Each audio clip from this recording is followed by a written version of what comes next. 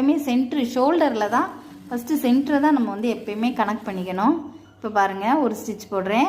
இதே மாதிரி கை 2 ஸ்டிச் எப்போயுமே ஜாயின் பண்ணிடணும்.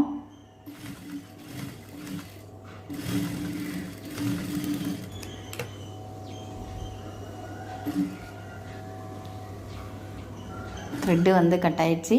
மறுபடியும் நான் த்ரெட்டு மாட்டிட்டேன். இப்போ அளவு ப்ளவுஸ் வச்சு கையோட அளவை எடுத்துக்கிறேன்.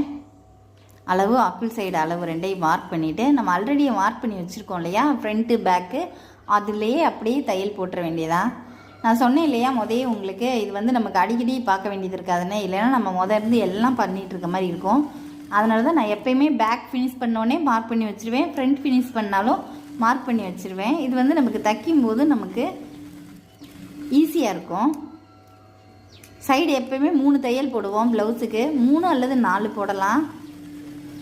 3 ஸ்டிச் போட்டுக்கணும். ஒரு ஸ்டிச்சுக்கும் இடையில